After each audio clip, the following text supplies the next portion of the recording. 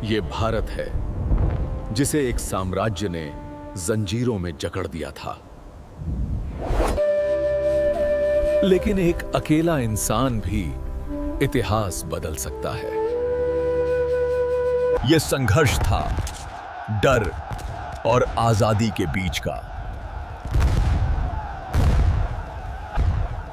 क्या सच एक साम्राज्य को हरा सकता है? आओ फिर देखते हैं। एक साधारण सा लड़का जो अंधेरे से डरता था, जो भीड़ में बोलने से घबराता था, वही एक दिन पूरी दुनिया के सामने सच की आवाज बनकर खड़ा हुआ। ये कहानी है महात्मा गांधी की, लेकिन वैसी नहीं जैसी किताबों में मिलती है। यह है उनकी इनसाइड स्टोरी। 2 अक्टूबर 1869 गुजरात के पोरबंदर में एक छोटे से घर में जन्म हुआ मोहनदास का। पिता करमचंद गांधी एक राजकीय पद पर थे और मां पुतलीबाई अत्यंत धार्मिक और अनुशासित महिला। घर में रोज पूजा होती, व्रत रखे जाते और सच बोलना जैसे एक नियम था। छोटे मोहन ने यहीं से सीखा कि सच चाहे कितना भी मुश्किल हो, उसे छोड़ना नहीं चाहिए। बचपन में वो बहुत साधारण थे, न कोई खास टैलेंट, न कोई तेज दिमाग का दिखावा, लेकिन एक चीज उन्हें अलग बनाती थी, उनका चरित्र। एक बार स्कूल में परीक्षा के दौरान टीचर ने उन्हें पास कराने के लिए नकल करने का इशारा किया, लेकिन मोहन ने सिर झुका लिया और गलत जवाब ही लिख दिया। वो नंबर हार गए, लेकिन अपने अंदर की सच्चाई जीत गए। 13 साल की उम्र में उनकी शादी कस्तूरबा से हो गई। बचपन की ये शादी धीरे धीरे एक गहरे रिश्ते में बदल गई। कस्तूरबा ने हर संघर्ष में उनका साथ दिया और गांधी जी ने उनसे धैर्य और समझदारी सीखी। समय बीता और 1888 में मोहनदास कानून की पढ़ाई के लिए इंग्लैंड चले गए।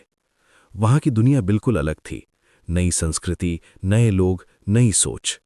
शुरुआत में उन्होंने खुद को बदलने की कोशिश की, सूट बूट पहना, अंग्रेजी अंदाज अपनाया, लेकिन कुछ ही समय में उन्हें एहसास हुआ कि असली ताकत किसी और जैसा बनने में नहीं, बल्कि खुद को पहचानने में है। वकील बनकर जब वो भारत लौटे तो सबको उम्मीद थी कि वो सफल होंगे, लेकिन हकीकत अलग थी।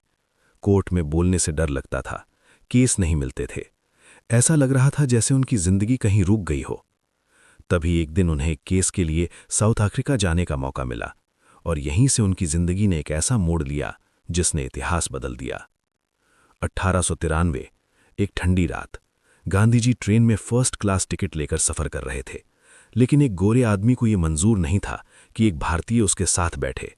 स्टेशन आया और गांधी जी को जबरदस्ती ट्रेन से नीचे फेंक दिया गया। वो रात, वो ठंडी हवा और एक अकेला इंसान प्लेटफॉर्म पर बैठा सोच रहा था, क्या मैं चुप रहूं या इसके खिलाफ खड़ा हो जाऊं? उसी रात एक साधारण वकील के अंदर एक क्रांतिकारी जन्म ले चुका था। साउथ अफ्रीका में भारतीयों के साथ हो रहे भेदभाव ने उन्हें अंदर तक हिला दिया, लेकिन उन्होंने गुस्से का रास्ता नहीं चुना, उन्होंने चुना सत्य और अहिंसा का रास्ता।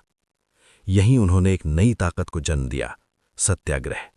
सत्याग्रह यानी सत्य के लिए अडिग रहना, बिना हिंसा के, बिना डर के। लोग धीरे धीरे उनके साथ जुड़ने लगे और एक शांत आंदोलन एक बड़ी ताकत बन गया। 1915 में गांधी जी भारत लौटे। देश गुलामी की जंजीरों में जकड़ा हुआ था, लोग डरे हुए थे, लेकिन अब उनके पास एक ऐसा नेता था जो लड़ना नहीं, बदलना सिखाता था।